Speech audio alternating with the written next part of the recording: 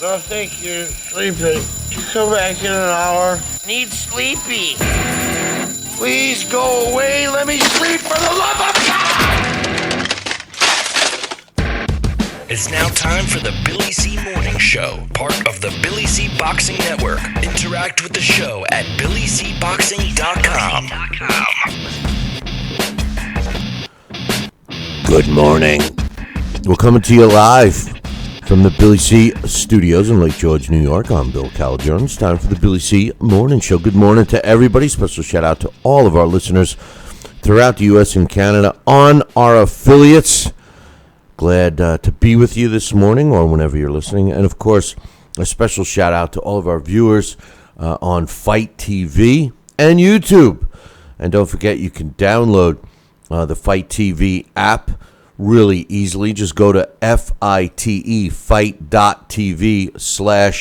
C. Download the app for free and watch our show in your handheld. Today's show is being brought to us in part by Sal's Neighborhood Pizzeria and Italian Restaurant, located in St. Simon's Island, or I should say on St. Simon's Island in Georgia. Check out the website, www.salsneighborhoodpizzeria.com. I'll give my man a call, 912-268-2328, 912-268-2328. And don't forget, if you're going south on I-95, it's 15 minutes out your way. That includes stopping for some lights and stuff like that there. So eat there. Eat, mangia at Sal's Neighborhood Pizzeria. You won't regret it. If you need some additional information, just drop me an email, billy@tuckinboxing, TALKINBOXING.com, or just go to www.salsneighborhoodpizzeria.com.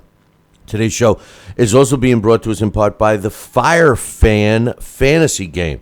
That's right. Fire Fan is the newest fantasy game, and it's a notch above normal fantasy games. It would say, for example, fantasy football, you pick a team, you win, you get points and you win prizes, etc., etc. Well, Fire Fan takes it to another level. Like, for example, it's 4th and a half a yard. Do you go for it? Do you kick the field goal? Do you punt? That's what Fanfire is all about. Check it out, or I should say Fire Fan. I don't know why I always reverse it. I'm dyslexic or whatever.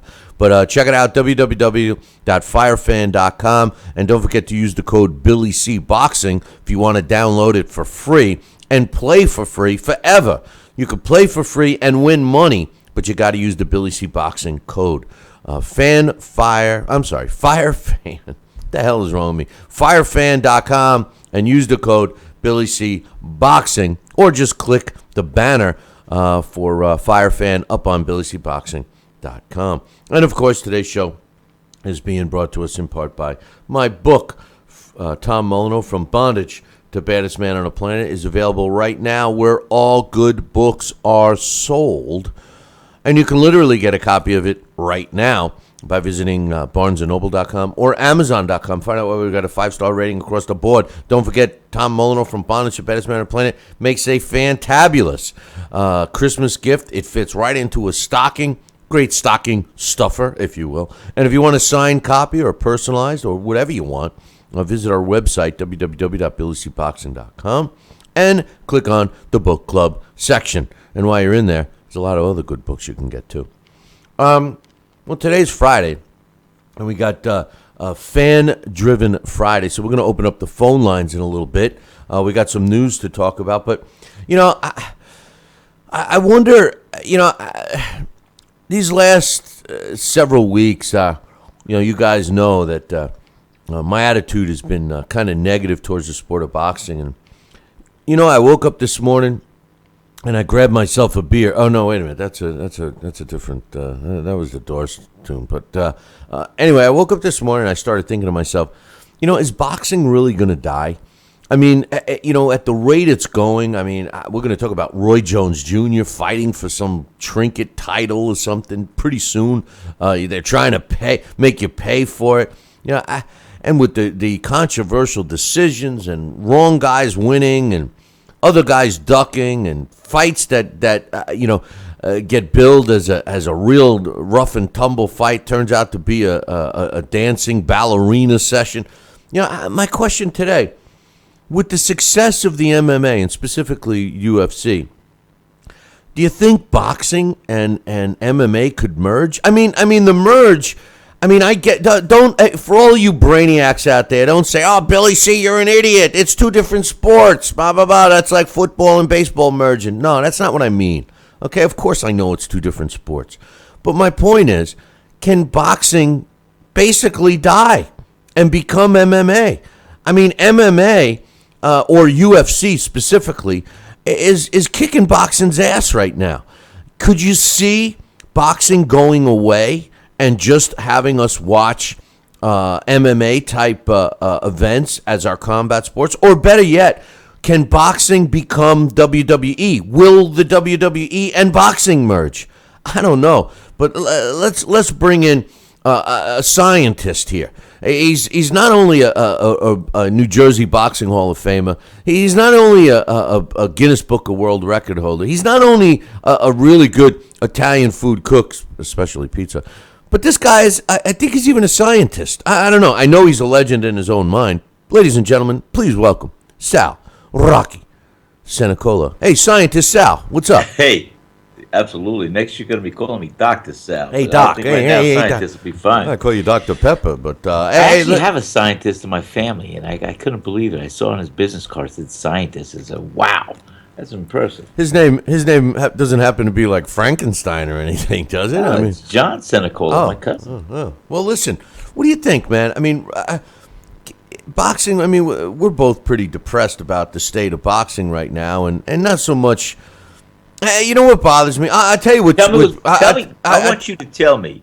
I want to hear, because not only am I a scientist, but I did some schooling in psychology and psychiatry. What'd you do? Stay at a Holiday Inn Express last night? I did. I think you must have. I think you must have. Well, it was announced if I yesterday. stayed a week, they were going to offer a doctorate degree. But hey, look, yeah.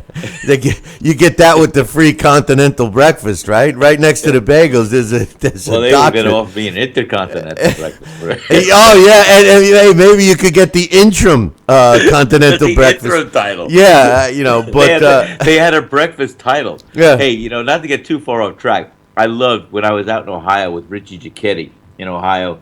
He built this beautiful training camp in Parma, and I was in Cleveland. And but he had his restaurant that he when he was managing Larry Holmes, and he opened up the Round 15 pub. Oh yeah, it couldn't be this today because there's only 12 rounds, but it was called the Round 15.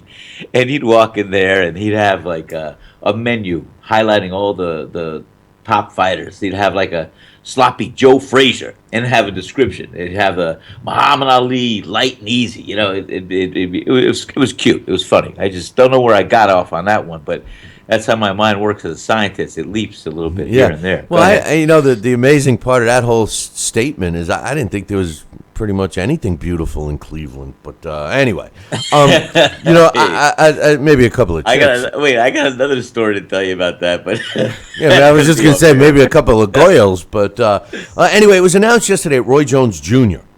You know Roy. I think he's a little older than you, but he is. He's fighting again, and we know that Roy is clearly on his 47th victory lap in the sport of boxing. He does his gig on HBO, even though I personally think he ran its course. They got to get him out of there, but he keeps saying I'll quit when I want. If I'll box if I want to. He sings this song, but the truth of the matter is that he just he's picking these guys that he can beat up, and nobody really gives a crap. I mean, honestly, nobody gives a crap. Well, it's even worse. Check this out. It was announced yesterday that he's going to be fighting Bobby Gunn. Now, Bobby Gunn, I know Bobby pretty well. He's a good guy. He is basically a tough guy type of a fighter. He wasn't anything special in the boxing ring. He found a little niche because he started doing bare-knuckle boxing, and he's overall a tough guy, nice guy if you get to know him personally. He's got a pro boxing record of 21 wins, 6 losses, and a draw. Well, he and Roy Jones Jr. are going to be fighting in February 17th, for some title. A title? A world like title. Pancakes of American titles? Almost. I don't even want to mention it, but almost. and it's for a cruiserweight title. And here's the best part: not only is it going to take place in Delaware, which is Delaware. Yeah, exactly. It's like it's that state that's so small. It's like a teeny weeny state. I know. I step over when I drive through. When you drive through it, it's like, whoa, yeah, wow, that's the only way I know. I say George Washington threw a silver dollar across this river. The only reason I know you through Delaware is because it cost you like $47 in tolls for that 6 miles. But anyway, they're fighting for this title, and. Here's the best part, Sal. You're going to love it. It's a pay-per-view. I just want to know who the fuck is going to pay. I just want to know who the fuck is going to pay to see Roy Jones Jr. fight Bobby Gunn for some bullshit world title. I just want to know who's going to pay. And it prompted me to start to think this morning when I got up and finally took my feety pajamas off. Is boxing, is this it? Is it over for real? I mean, should we start to follow MMA? And that's what I mean by the boxing and MMA merging. It basically just becomes MMA. Will the WWE and boxing merge? Is boxing going to die, man? What do you think? I don't know. You just gave me a back to that old song that came out in the 70s. I don't want to plug anybody. It says, "Is that all there is? Is that all there is, my friends? If that's all there is, and well, let's keep dancing." You know what? This is it. I can't believe it. Well, this is the highlight of the year coming up. It's the Roy Jones Jr. pay-per-view fight for a title that I don't know if they gave the definition or the classification of what title this is yet. I used to get better prizes out of the cereal box, and they're worth more than the title that they're fighting for. I just, Sal, what bothers me about this has nothing to do with Bobby Gunn or Roy Jones Jr. What bothers me about it is the fact that they want to fleece the boxing fan again. First of all, it's a matchup that no one gives a rat's ass about. I mean, no disrespect to Roy Jones Jr., but what people don't understand, maybe Roy doesn't understand, there's a whole generation out there that has never seen Roy Jones when Roy Jones was pound for pound the best fighter around the world. There's fight fans out there that have been watching Roy Jones Jr. fight well beyond his ability when he was a great fighter. And they look at you when you say, "Oh, Roy Jones was a great fighter." They're like, "What are you talking about?" All they've seen for the last decade is him fighting. It's just garbage fights. And to make it worse, I not that I would accept this fight in any way, shape, or form, but to make it worse, they're expecting people to pay for it. To me, I don't know what else to say, Sal, but except for this, I think boxing is on its way out. We got fighters that don't fight. We got promoters that don't promote. We got managers that don't manage. We got every fight that wants to be a pay-per-view and fleece the fan. We got a new crop of fans that accept the bullshit. We got racism running rampant just because you like a fighter that isn't of color. Next thing you know, you're a racist. You compliment a fighter who isn't of color, and you're a racist, and it just seems that a lot of people of color are assuming that everybody else is a racist. It's terrible. And I think that, and I don't know about you, Sal, but I don't see it as much in any other sport as I do in boxing. And I just think that all the cards are stacked against this sport. I think we're starting to really die. I think boxing is really starting to die. They've been saying it for 300 years, but after seeing this announcement, I think boxing may just turn into MMA. I think that combat sports will be MMA, and that's it. No more boxing. What do you think? No. It's on the MMA. I tell you what, I see where you're going with this. I see where you're going with this, Billy C. Because remember what I say. No matter where you go, there you are. So if you're seeing where I'm going, there I go. But now you give me a reason. I got to resurrect this boxing. I'm getting my surgery done.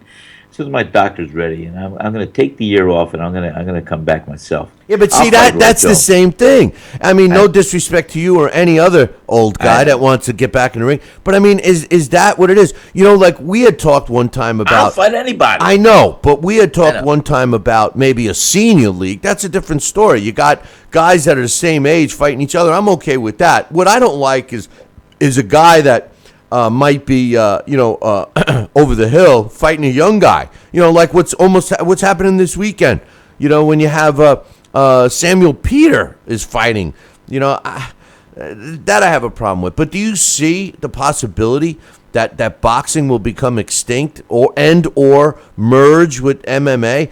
What I mean by that is seeing fighters become MMA fighters. You know, I know Well, they're talking about it with. I mean, I see it in the chat room about McGregor maybe crossing over to boxing where he was in one time. And, okay, let's look at that real quick. I'm looking at the chat room right now, and I see the comment from Quadruple G. It's not that far fetched, and the whole thing is this: I don't know if I'm ready for it. I don't like the two marrying each other. Although, you know, for fodder, it could be amusing to see a cross fight between an MMA guy and a boxer on their chosen venue at the time. If a boxer wants to fight a guy coming out of MMA, I could see that. That's not that bad. If a boxer wants to try MMA, that I could see that too. But I think each entity should stay separate as its own unique entity. I agree. And boxing will never die because of the money and the greed and the promoters Yeah, and the sanctioning bodies. Who's watching it? It's just going to be the quality that is at stake. Yeah, but here's the thing. And speaking of fodder, are there any mutters?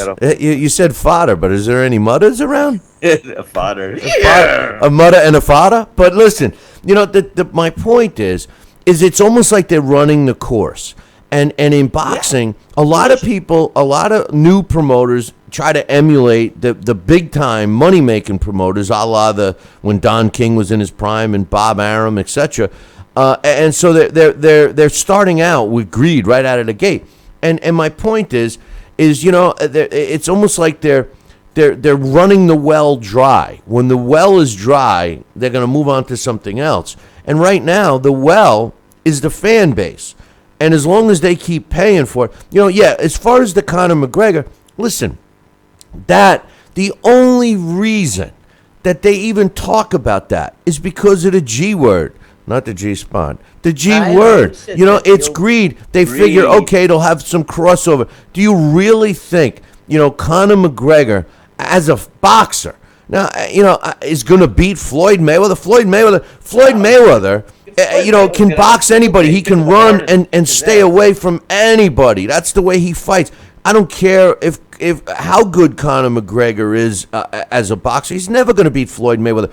Who's actually going to pay for it? People are talking, they'll make 300. Mayweather will make 300 million. He can make more than he can make. Yeah, but who's going to pay for it? You know, I mean, unsuspecting, glamorous kind of fans that just say, hey, we got something to see here. It's the main event. No, it's the curiosity factor. That's it. The curiosity factor will sell it. But the truth of the matter is it's bullshit. You know, and Floyd Mayweather doesn't have the balls to fight him in an MMA cage. You know, so right off the bat, it's all about them making money. And where does the money stream come from? Us, the fans. It's bullshit. The bottom line is what you're seeing with that crossover, to me, is the building blocks and the foundation of them making them, meaning, you know, the powers that be, making boxing extinct. Because if the fan base wants to watch MMA, they want to see short-term fights like what MMA basically produces, and the UFC specifically,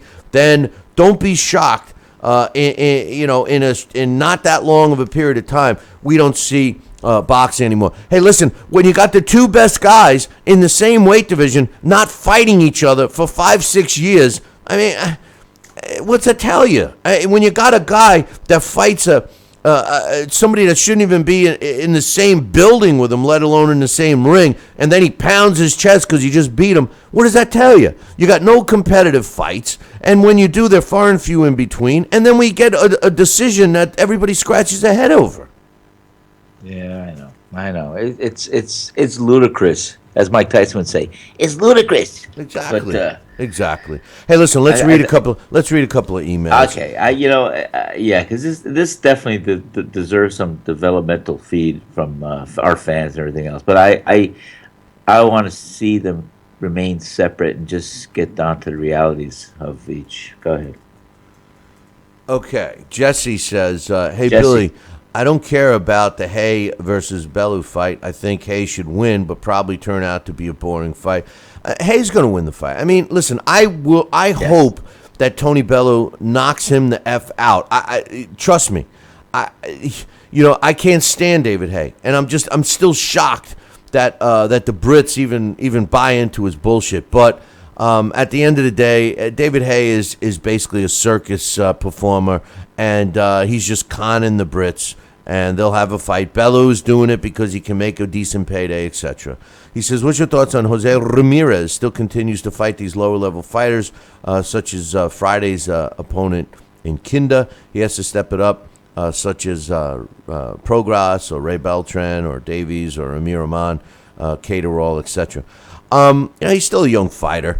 And hey, listen, look at what happened with Andy Ruiz Jr.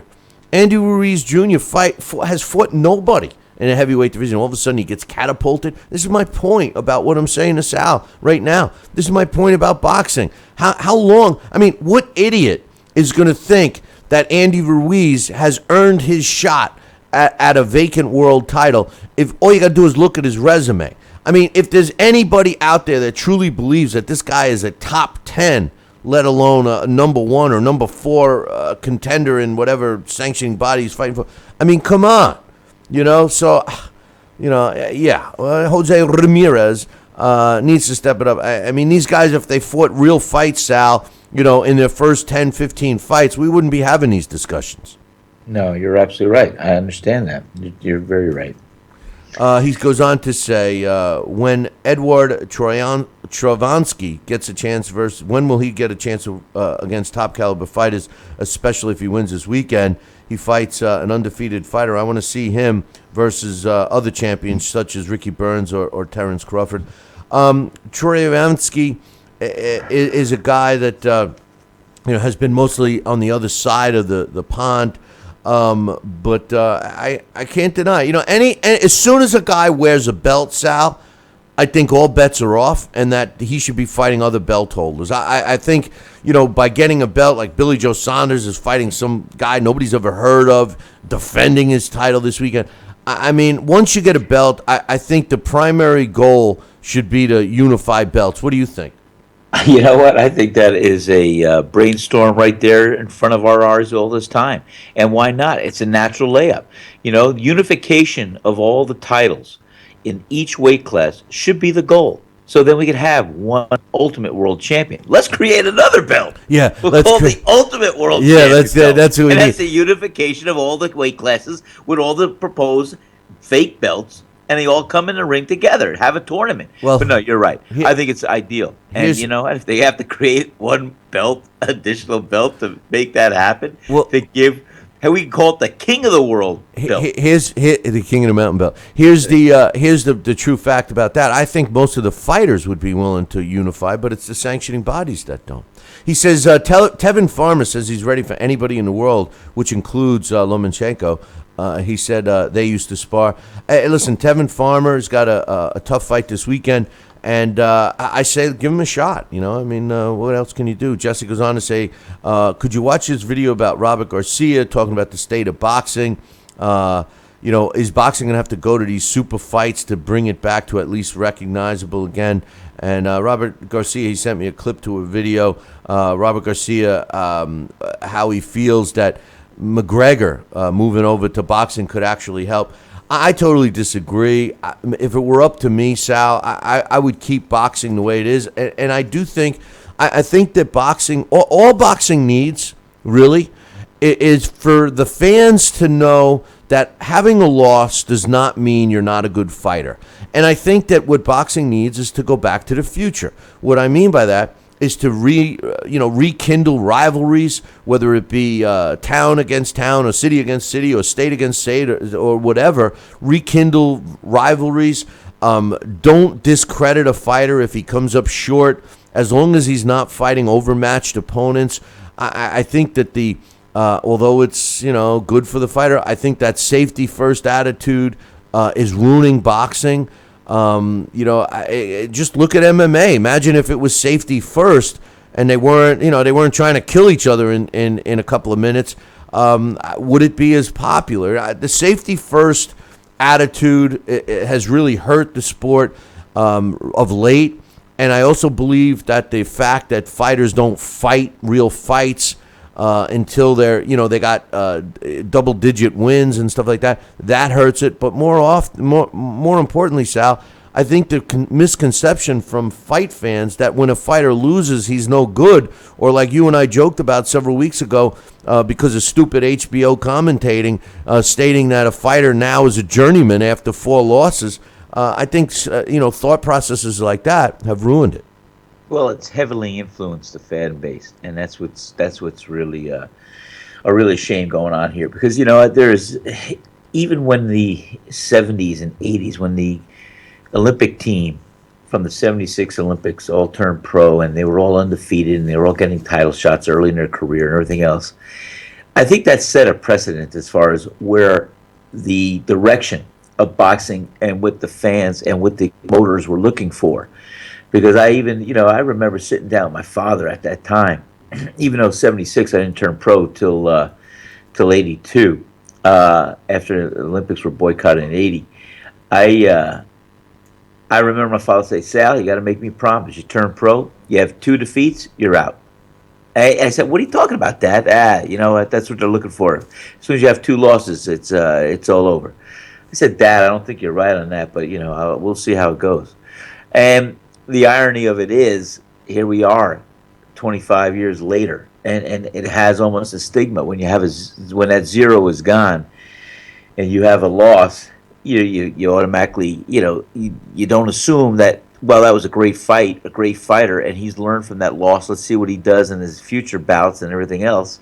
It's okay. Now he's on the defeat list, and I think it has a little bit more of a room to expand upon and allow a fighter to take that defeat, learn from that defeat, and count him in and let him get tested again and see if he passes his test with the kind of defeat he looks better on resurrecting his career from the loss. Well, the problem is they're so afraid to lose that they don't fight any real fights. So it's a double whammy. It's a double negative, and 2 negatives, although in math do make a positive, it doesn't make a positive here. So but I will tell you this too, Bill. I will tell you this. When I was undefeated with 18 fights, and I had my first suspicious and I didn't think fair loss. It was also seeing that I had a loss. It was empowering that I said, that's over with. Let me fight anybody. I don't care who. And it could be. I'm just saying. Some fighters are different. They have a loss. They have a stigma. They have this and that. But it could also be empowering for the fighter. It's just how will the fans react? And that's the whole thing. Because a lot of this, we have fan-driven Friday with the calls. I want to get some good calls in. But you also have a lot of the promoters and a lot of the sanctioning bodies that are the elitists up there in the ring, so they think that that call the direction of the game, that don't really consider influencing the fans any differently than hey, we're going to show you this guy with this amount, that record, this record. So it has a lot of room, but I think a fighter, just because he has his undefeated status is gone, guess what? He could be equally as dangerous, because it all boils down to styles make fights, and any fighter can be beaten on any given night. It's just a matter of getting the right style, the right time, and see what happens. Yeah, and rolling the dice. Well, they need. But I think a fighter should be considered still a contender. Even if he has a loss, if he's up there in the top 10, he's still a contender. But you know what? He's got to show himself the next time out to see what he's learned and how he can fight another contender in the top 10 before you count him out. No doubt. We're going to open up the phone lines here in a minute, but let me get you caught up on some other sports. In the NFL last night, a tight game. And talk about controversial calls in boxing. Well, one happened last night in the Cowboys' 17-15 victory over the Vikings to give them one of the best records. I think they do have the best record in football right now. Like I predicted a while ago, I think it's going to be the Cowboys and Patriots in the Super Bowl this year. Over in the NBA, the Hornets beat the Mavericks 97-87. Nicholas Batum had 12 points, 9 rebounds, and 6 assists. The Bucks topped the Nets 111-93. Giannis Antetokounmpo had 23 points, 8 rebounds, and 8 assists. I know I destroy his name. The Grizzlies over the Magic by a point, 95-94. Marc Gasol, 25 points, 2 rebounds, and a couple of assists. The Clippers topped the Cavaliers 113-94. Chris Paul, 16 points, 6 rebounds, and 9 assists. The Heat beat the Jazz 111-110. James Johnson, 24 points, 6 rebounds, 3 assists. And the Rockets beat the Warriors 132-127. James Harden with a triple-double, 29 points, 15 rebounds, and 13 assists to lead Houston in that game. Over in the NHL, the Bruins beat the Hurricanes 2-1 in a shootout. The Sabres 4-3 over the Rangers. The Penguins beat the Stars 6-2. The Islanders shut out the Capitals 3-0.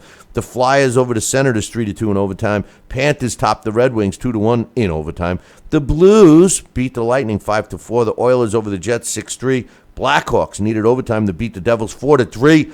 The Blue Jackets 3-2 over the Avalanche. The Kings over the Coyotes, and not Wile E. Coyote, just the regular Coyotes, 4-3.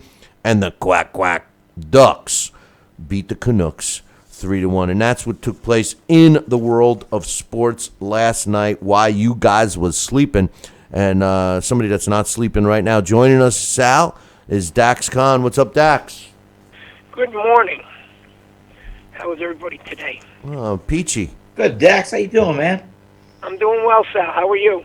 All right, my friend. Thank you. All right. So, anyway, before Bill's comment in the chat room, this What is comment not was that? That I looking didn't. That I well. don't want to hear social media being reported as news. Because it's not that, and then you discredit me, Bill. But thank you, I appreciate it. Hey, Dax. I'm just, you didn't have to bring up the chat room. I'm just saying. You want to go ahead? Tell us what you got, Dax. Well, I just brought that up, Bill, because you hit me like you're my wife. Anytime you can get me when I'm down, you do. But I'm used to it. What are you talking about? What? Over the years, how many times have you taken cheap shots at me when I'm not on? How are you serious right now? I mean, talk about taking cheap shots. Are you? I hope you're not. Move. Let's move along here, Dax. Tell us what you got. Bill, I'm not getting all mad. I'm just kidding with you. All right, let's move it along. What do you got? Yeah, Talk to me. Talk to me. Like that scene from Talk to me, Goodfellas champ. When he says that, you're a funny guy. You're You're a funny guy. You be funny. How's it going, Henry? Talk to me, Goose. Talk to me, Goose. But anyhow, you guys were talking about, Sal was speaking about, he doesn't think, about, boxing, the fact that, he doesn't want it to cross over. You're mentioning, how it's going to, a good possibility that it's going to die or it's going to be a crossover. It's going to happen one or the other. There's facts out there that prove, boxing is in serious trouble. Yeah. And it's due to greed. That was hit off.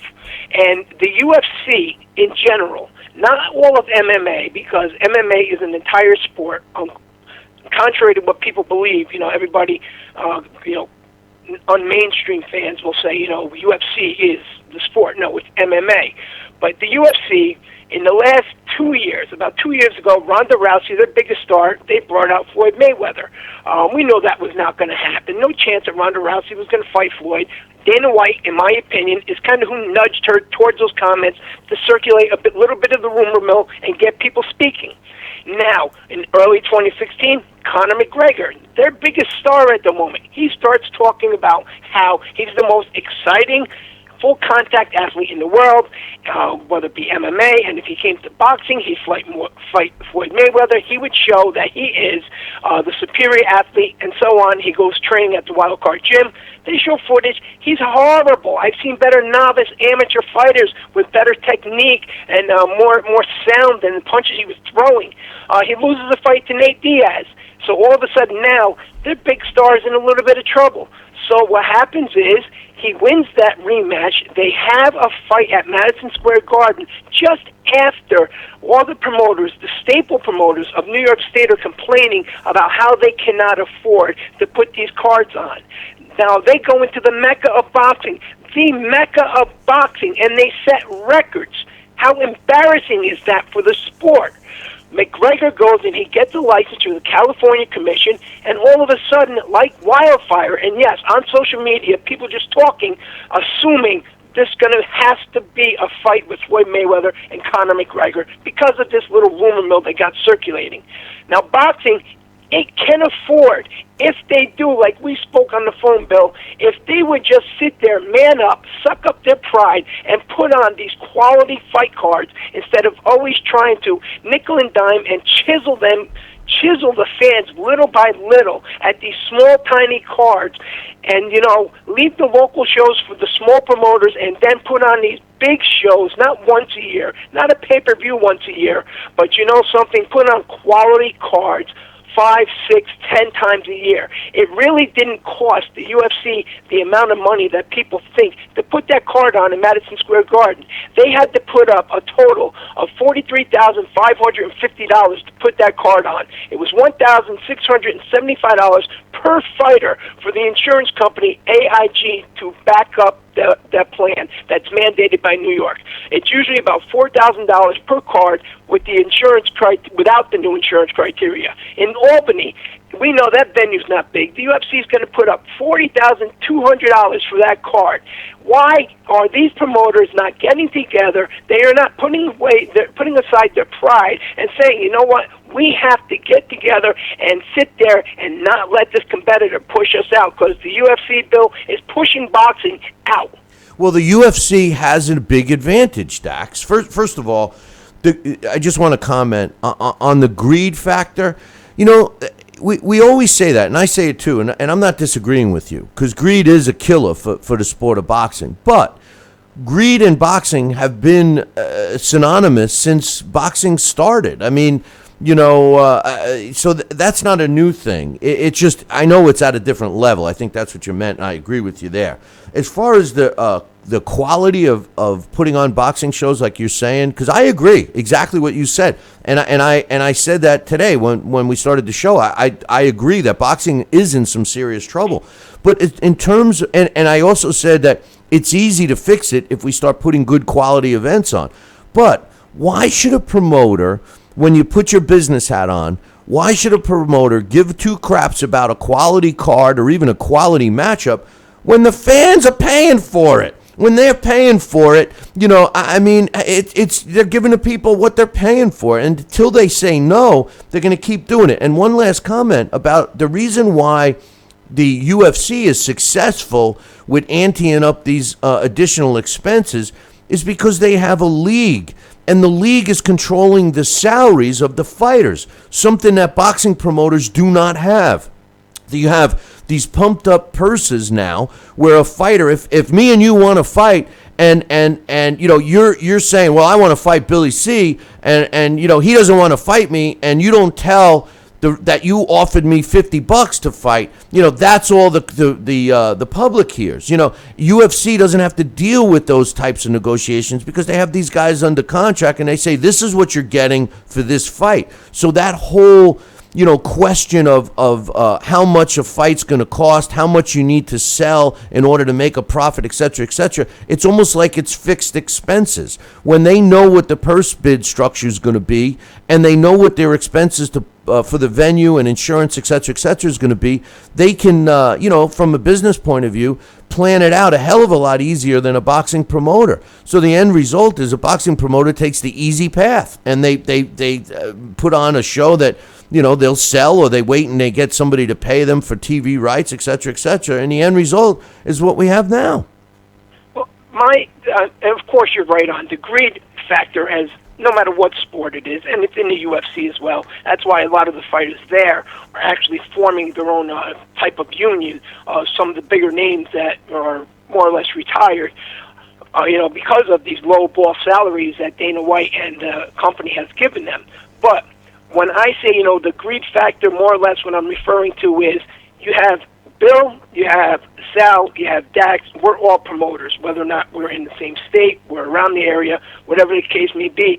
At some point in time, one of us has to pick up the phone and say, Bill, Sal, listen, this is what we got to do. We're not making any of the money that we were, no matter if it's small, no matter if it's big, however you want to state it. What we got to do is join together, and we got to put on some cards. Maybe we got to take a little bit of a hit. We're not going to make what we're used to making. I know how much you usually make off your cards, Sal. You, Bill, you guys know what I usually make off my cards. We got to take a little bit of a hit, and we got to build things up, get our fighters in there together, and then we got to, really do something here, because our pocketbooks aren't going to take a small hit by joining up. It's going to take that huge hit because, you know what, we're just totally pushed out the door. That's where I mean the greed factor just has to go, and that pride factor has to go.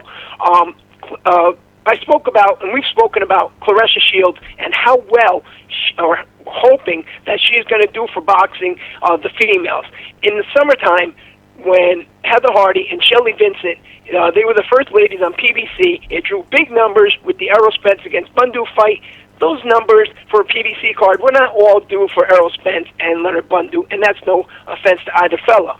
But then, there's a UFC fighter who's a female out there, and something, she has created so much buzz, and I believe, actually, that she's the one who has helped bring some of this attention to Claressa Shields and the Franchon Cruz, because not so much that she fights and that she's a destructive force in the ring. Chris Cyborg, if you've ever seen her, believe me, you'd be impressed. But we always hear about fighters, as you said, they talk about certain things.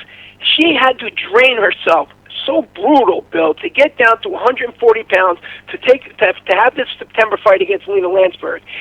She was literally in this little documentary afterwards crying because she couldn't even sweat. She was crying to get out ounces out of her and get onto that scale so she can meet this catch weight. Why don't we have any more of that in boxing, where some of these fighters, with the promoters, they pay for it? Forget about these HBO 24/7s, and forget about the Showtime My Fights, where they're just kind of making more or less a mini movie about these guys. But show the real stuff. Don't always put on there, he came back from this. His mother was a crack addict. The family's house, they had nowhere to live. They lived inside a tent. Forget about all that stuff. Get with the real now, so people can relate to these fighters.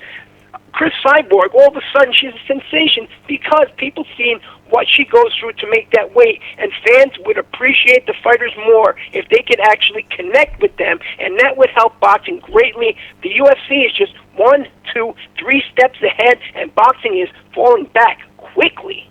I just think that that boxing, the greed, it killed it. I don't see promoters working with each other and still helping the fighter. I mean, we see promoters work together, but the guy who's paying for it is the fighter, And I don't want people to take it wrong. It's not like I don't think fighters should get compensated, because I do. But if you're going to get compensated, at least fight a real fight. I think the nature of what boxing has become, it's not going to keep going. It's just not. Hey, Dax, before we let you go, what is going on with this McGregor-Mayweather thing? I can't.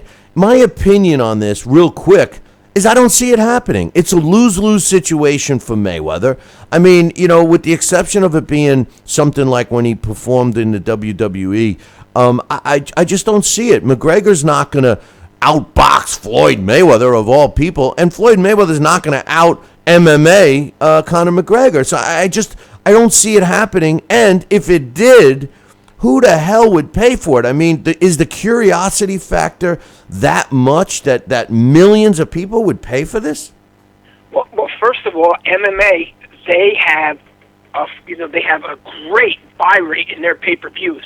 Conor McGregor is very, very popular, not only in MMA, but also in boxing. Now, Floyd Mayweather, just Floyd Mayweather's name, it doesn't even matter if you fought Floyd Mayweather. Anybody who has ever mentioned Floyd Mayweather. They've called him out. All of a sudden, they received attention never given before.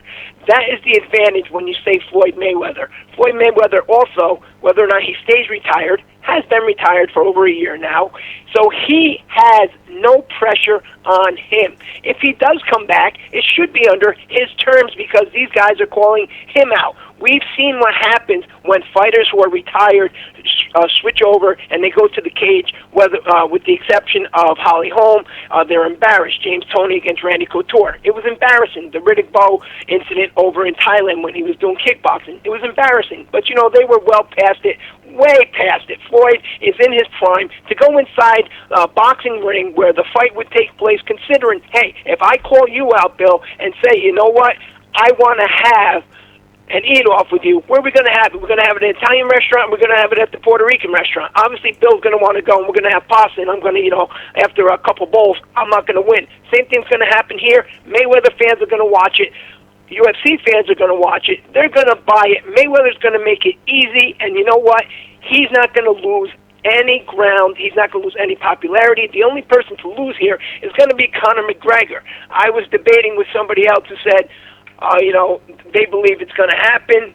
And I said, something? I really don't, because what's going to happen is if McGregor steps in a boxing ring with Floyd Mayweather, he's going to be so outclassed, his marketability is going to go down.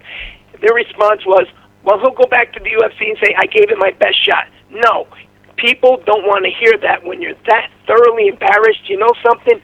Your marketability is done. But as long as you keep mentioning this fight and as long as you keep mentioning Floyd Mayweather, that name is going to keep your name circulating, whether or not that fight happens or not. Manny Pacquiao, Floyd Mayweather. If that never happened and Floyd was still active, right now people would be clamoring over Manny Pacquiao and Floyd Mayweather. Yeah, if Floyd and McGregor ever fight, it's going to happen. Floyd's just going to be dancing around. He's not going to engage. He doesn't engage with fighters, let alone MMA guys. He's going to do what Floyd Mayweather does. Exactly. Why should Floyd Mayweather have to come out of his comfort zone to please a Conor McGregor? He won't. Well, actually, in my opinion, he's not even in the league of. Conor McGregor's not even the first, second, the fifth best UFC fighter I've ever seen. It's sickening, and I mean that's all people talk to me about. Oh, it's going to happen. I'll bet you. I say I'll take every bet that anyone has that this fight won't happen. But anyway. It just enforces what I said. The UFC continues to use boxing as a platform to continue them to advance themselves. They've been doing it for years, calling out Floyd Mayweather with Ronda Rousey for a man versus woman match. It's a circus-like event. Something that would have never happened. It's beyond WWE, but you know what? It created a lot of interest. Good points, Dax. I appreciate it, my man. All right. Before we go, just got to give condolences to Adrian Teodosio, who the trainer, the Canadian Olympic trainer who was Steve Molitor's lifelong trainer, and he was also the trainer of Lennox Lewis for the Olympics. When Lennox won his gold medal, he passed away day before yesterday, age 73, from lymphoma. Oh, God, I didn't even hear that, man. Thanks. And that's sad because, you know what, considering this guy has trained world champions as a pro, and he's brought guys to the Olympics, and, it was almost not mentioned at all. It almost just like totally was. People were asking, who is he? I'm like, wow, are you serious? That's a shame. We're losing a lot of people that made the sport great, really. But and our buddy Bob Miller up in upstate, he's making some progress too. So everybody, wish him well. Sounds good. Yeah, I hope he does that. I hope he pulls out of that. That's for sure. Definitely. So everybody enjoy your weekend. I'll talk to you on Monday. All right, man. Take care. Hey, take care, That's Dax Khan. Check out his column up on BillyCBoxing.com. So what do you think, Sal? I mean, phone line is open for anybody that wants to give a shot. We could probably take a caller or two. 845-228-8710. 845-228-8710. What do you think, the points that Dax made? I mean, following along what we've been talking about, I mean, boxing's in trouble. Well, it is in trouble. We know that. And I keep referring back to its cyclical behavior of the decades in past, but would deviate the natural course or evolution as boxing will recycle itself is the fact that, you have so many different entities or facets in boxing today than you did in those earlier generations when it would reboot itself, such as the greed factor with all the multi belts that are now out there, and that it's a different fan base. I think what MMA gives the fans that maybe boxing has not is that shock appeal, maybe something that you don't see every day. That plus it's the younger fans that get to turn on to that instead of watching a fight of a boxing match on TV. It's the platform is more likely to attract the platform of MMA is more likely to attract a younger fan base and sustain it than the boxing platform that used to attract millions of people. So it's got to do something. I know it will sustain, and you'll have the loyal fans like you and I that will just pray for the good days to resurrect and come out, and there'll be those shooting stars that we want to talk about and want to feel good about. But the majority of those fighters and those type of fights are dissipating before our eyes, and what we need to do is try to see how we can get back on the right track. What we need That's all I have to do, to say. what we Thank need you to very do much. now, Sal, is go to the caller we got on the line, which I think is. All right. Tell me this is Max. Is this you, Max? This is Max. All right, Max! we Hey, got buddy, how my you man doing, Max. Max? We got What's up, gentlemen? How we doing? My number one pie guy. Call Yeah, well, him. I'm trying to go to you, Max, but I don't have a hook long enough to shut Sal up, So what's on your mind, my man? I'm glad you called in. What's up? Well, this Conor McGregor and Floyd Mayweather thing, it's like Conor's just trying to do anything or everything that he can to bring more attention to himself because, he hits one good fight in UFC and then he loses one good fight, so he's got to try. He's the controversial king going on right now, so, it's just like, hey, I want to try to turn boxing and UFC and make it look like the WWE almost. I don't think this fight should ever happen. I just think it should be more social media crap than anything else. Yeah, I don't think the fight's going to happen, and I think somebody said it the night Pacquiao and Mayweather fought way back, and we all were together at Sal's restaurant. I think that's the next fight you're going to see Floyd in May. Yeah, because Conor, he's just a lot of, he's trying to do everything that he can to keep attention on stuff and keep his UFC up, and UFC doesn't pay the guys like the boxing world pays the boxers, Hey, Max, do you think boxing is going to fizzle out and MMA takes over or what? It's unless we start getting some bigger fights and some great fights that start coming, like in the old days when we used to have about every month we had 2 or 3 great heavyweight fights or super middleweight fights that would come on pay-per-view and that were worth the pay-per-view of watching. When pay-per-view was $29.95 and $49.95, it's like every other month you had a Mike Tyson fight, you had a Lennox Lewis fight, you had a Holyfield fight. You had guys that were worth watching all the time. And they wanted to fight each other. They weren't afraid Yeah. to fight each other. There wasn't no. I want $2 million more just so I can have my logo out there, or I want this. It was about the fight. It wasn't about the money. It was just, let's get in the ring. Let's see what we can do. It's funny. Sal, Max is right. Every fight that happens now, a big fight, they're all their own promoter all of a sudden, instead of having one promoter promote 2 fighters fighting each other, now you got the promoter, you got his co-promoter, you got the fighter who became a promoter, the opponent who became a promoter, and the fight's being promoted by 9 promoters, everybody with their hand in the cookie jar. It's not a surprise. It really isn't, but I'll tell you what is a surprise, Max. That Georgia, the Bulldogs, didn't have a better season than I thought they would, man. I thought that they would be much better. I'm giving them next year. I think Kirby Smart will do a good job. I think he'll get his defense squared away. And they got a stud in that quarterback, the key thing is the quarterback started developing a little bit better, and, Kirby Smart got a young team. Defense is, give them this off season that they have, they'll pull it together, and they won't be giving up 23, 30 points per game. They'll actually be holding boys back a lot more. Well, now's your chance to jump ship and become a Bama fan like me. No, Oh, I well, don't think that's gonna happen. Easy. Well, I'd rather watch that Roll Tide over the Gators any day. Well, I Roll- will the- never cheer a Florida Gator on. they're gonna beat them this weekend. So, hey, Max, appreciate Oh, the yeah. call, my man. I hope you call in more often. All right, guys, y'all have a great day. I'll see you soon, Sal. All right. See you later, Max. I'll talk to you soon. Max bye. is the man. I'm glad he gave us some time Max today. is, Max is very, very knowledgeable about sports and all things. He's quite a guy. Really I'll tell you is. what, if it wasn't for Max, you might not have your place where your place is. You know that. Well, I wouldn't have time to do my radio show. That's for sure. 'Cause I'd be back behind the pylon doing all the pies. Well, maybe if you unchain him every now and then, I the poor guy can go home. I'm you know? giving him a night off. I'm now gonna give him. Oh, you gave him a night off? Oh, what? When he had to go in for Yeah. a procedure or what? I mean, come on. Hey, listen, we got the phone line open. We'll take another caller or so. 845-228-8710. I saw several people trying to call. We will only take one caller at a time. So it's 845-228-8710. I just want to make a comment real quick, Sal, about what you were saying.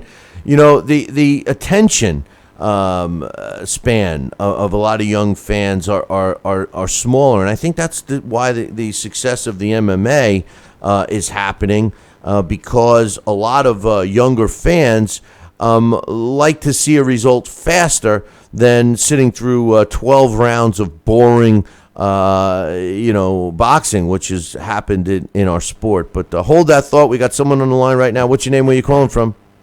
Hey, Billy, it's Sal. It's Joel. What's up, guys? How are you? Joel, what's how you up, my doing? man? Good morning, Joel. How you doing? What's up, guys? What do you think, man? What's on your mind today? I'm just out right now, so unfortunately haven't been able to go in the chat room. I've been running errands, but I did hear the last two callers, Max, and I heard a little bit of Dax. And I got to say that I think that, it's funny you asked the question about MMA and Mayweather and McGregor. I'll tell you, I told this to Dax on Twitter that I know for a fact that Conor doesn't even have a gas tank to last more than 10 minutes. I mean, in his recent MMA fights, when he fought in March and he fought in August against the Nate Diaz guy, he lasted, he gets exhausted after 10 minutes. Now, Mayweather's such a technician, it would be a blowout. That's what I think. I just know Mayweather would completely outclass Conor. Of course. That's why I don't understand. Hey, what was that weight fought at? You're a big MMA fan. What was the weight fought at McGregor against Nate Diaz? That was at 170, but Conor really walks around at like 168, 169. He doesn't. Nate's a natural 170 pounder, and I highly doubt that Conor even had to cut any weight. I think he walks around that weight too. I mean, they both really don't walk around any much more than that weight. So they were fighting at the natural weight class. Huh? Because somewhere I read that he had lost his super featherweight title. No, he got stripped. They stripped him of his featherweight belt, 145-pound title, because he held it captive for a year. Oh, so their featherweight is like our welterweight then. Exactly. Yes. I see. See that there's my knowledge of MMA. But since you're not near the computer, our topic today is will boxing and MMA become one? Will it merge? And it almost seems like it could, because what we're talking about, it just seems like the interest has focused more on MMA, and maybe it's because those fights go quicker. Like I was just saying to Sal. Is that something I know you're a young guy. Is that something that attracts you to MMA, that the fact that the result is, handed down fairly quickly versus, sitting through a half hour, 40-minute, 12-round fight in boxing? No, I got to say, I don't, I like both. I don't like getting into discussions with people who think one is better than the other. I like both equally. But I'll tell you, Billy, and I'll tell you, Sal, one thing about MMA that they don't make a mistake with often is the judges.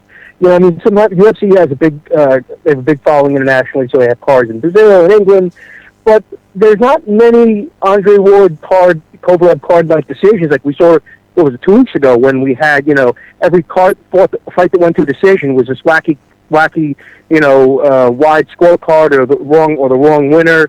I mean, I know everyone had an argument about who won Kovalev and Ward, but I just feel that in MMA, there's not as many wrong decisions. Yeah, well, a lot of them don't go to the cards, do they? I mean, last week there was a card in Australia. They had a fair amount of there were 12 or 13 fights on the card. They split them up between the early prelims and whatever, and the regular main card, and a lot of them went to decision. It wasn't the best card, but there's some cards where they go for decision.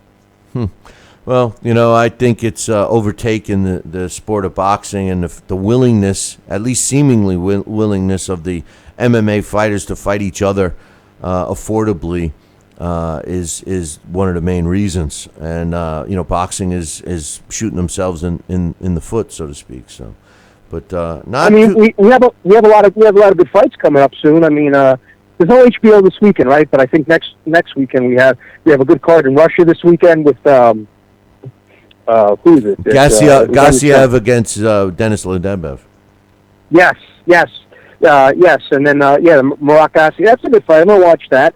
I mean, there's a lot of good fights on. I can't complain. I'm looking forward. HBO, we have HBO fights, Showtime next year. We have Anthony Joshua next week. And I like to watch a lot of those undercard fights on the internet. I know, but the problem is they're great names for one side of the fight. Yeah, then the other in England, yes, those fight gems. Yeah, I mean, even B-Hop, B-Hop fighting Joe Smith Jr. I mean, I think that's going to be a decent fight. Leo Santa Cruz rematch with Carl Frampton, I'm looking forward to. Yep. But those fights are so far and few in between. And then, we always roll the dice if we're going to get the right decision. And that whole Andre Ward victory over Sergey Kovalev, it's not like he lost the fight 12 rounds to nothing, that Kovalev won 12 rounds to nothing. It was a close fight. My argument with that fight is the wrong guy got it, even though I thought the fight was close. I would have been happy with a draw. Same thing with the Hagler-Leonard fight. I just don't see how you can give a fight to a fighter who didn't, dominate the fight, because there's no way. If you think Ward won the fight, whether people think he won or not, he certainly didn't dominate the fight. And and how you can do that to a champion who had been pretty much in a dominating role for so long. It bothers me. But anyway, well, listen, I appreciate the call, my man, especially since you're on the road.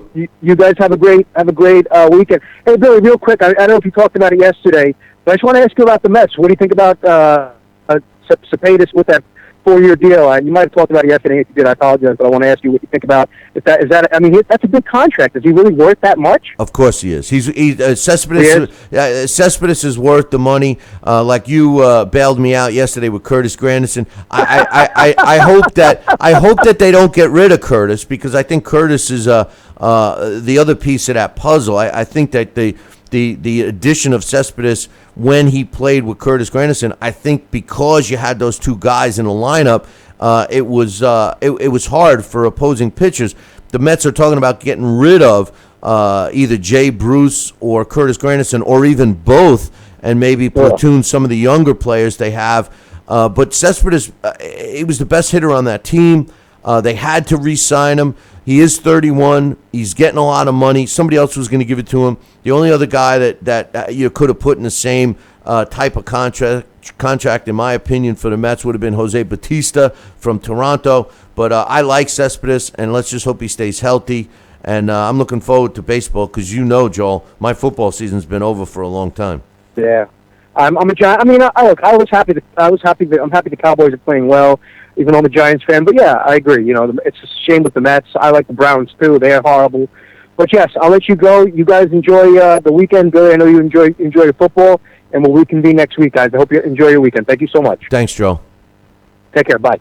Take care, Joel. Thanks. Joel's always got a good call for us, doesn't he, Sal? He does. He sure does. Absolutely. So getting back to what I was trying...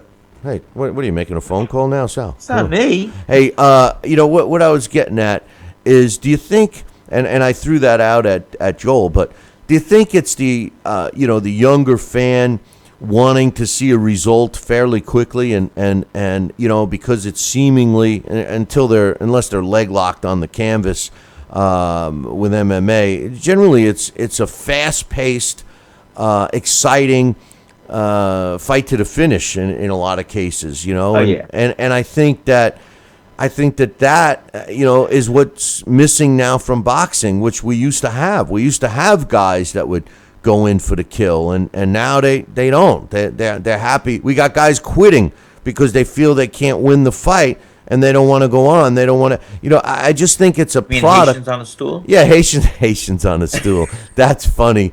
That's funny. I've heard of ice cream on a stick, but Haitians on a stool. That's funny. But the truth of the matter is boxing. You got a lot of these fighters that just say, oh well, and it's negative for the sport.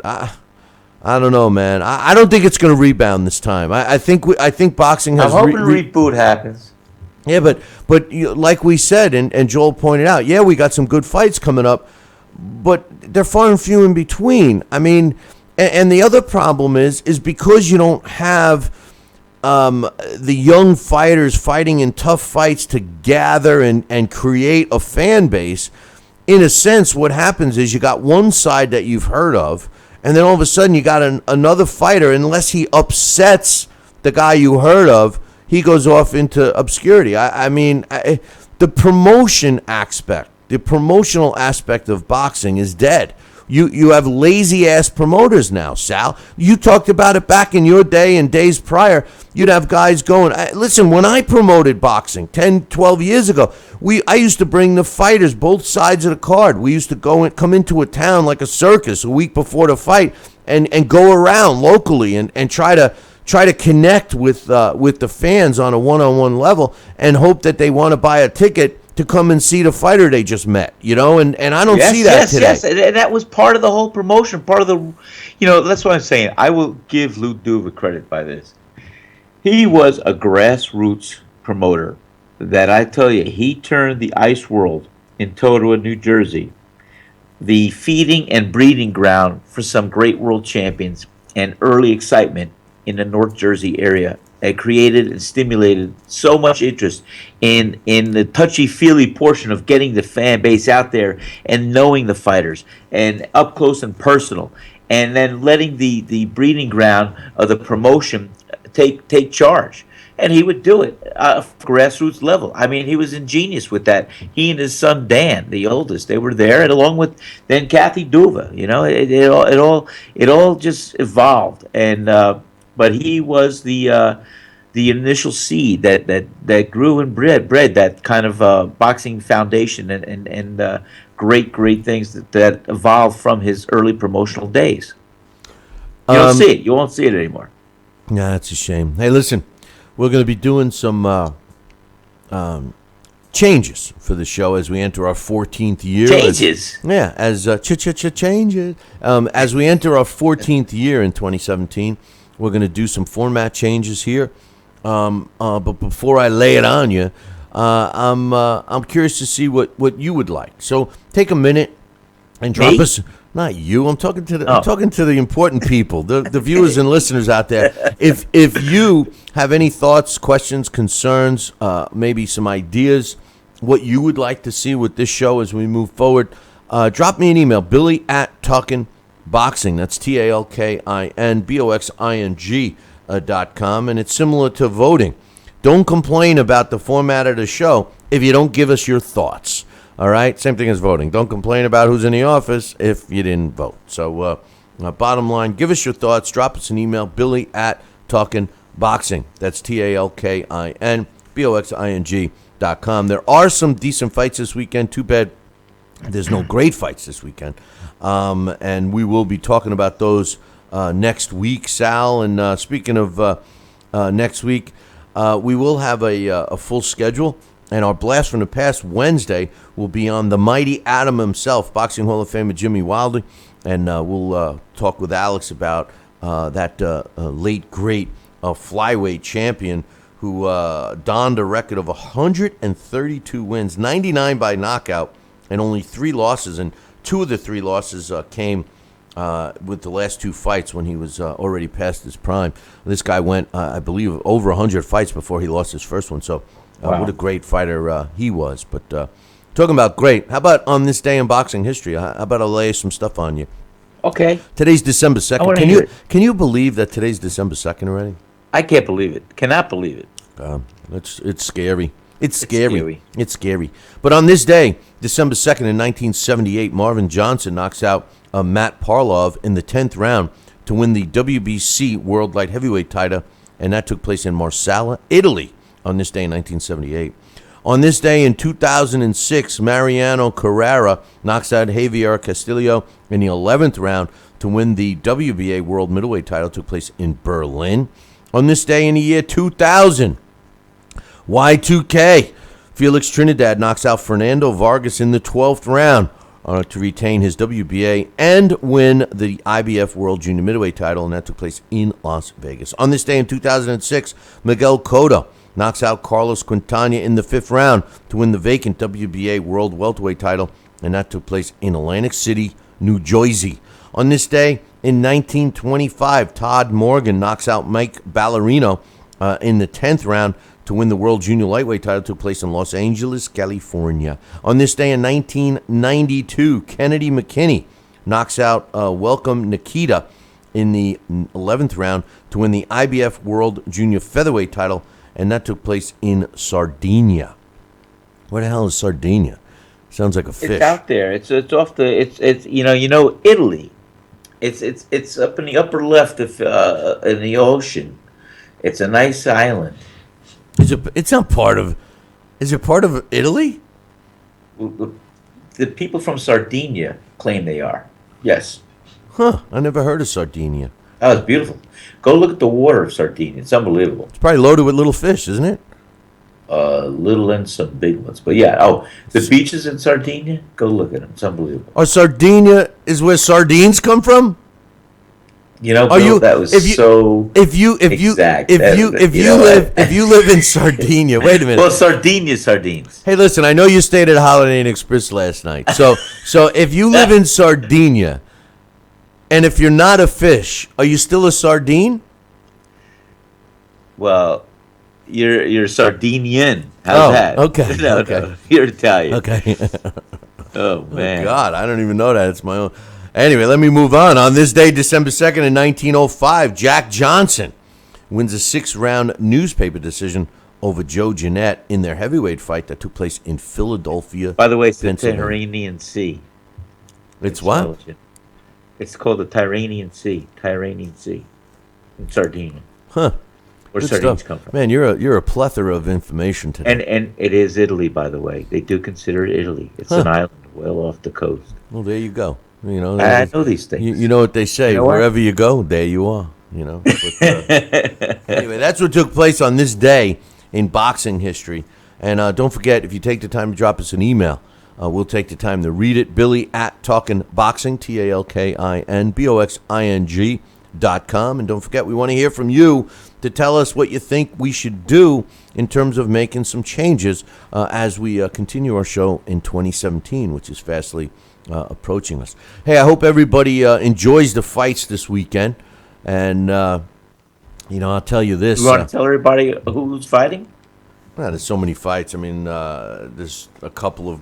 we talked about the Ledebev Yes. fight and Matt Gassiov and... We'll talk about it Monday. Yeah, we'll talk about the results on Monday of the ones that matter.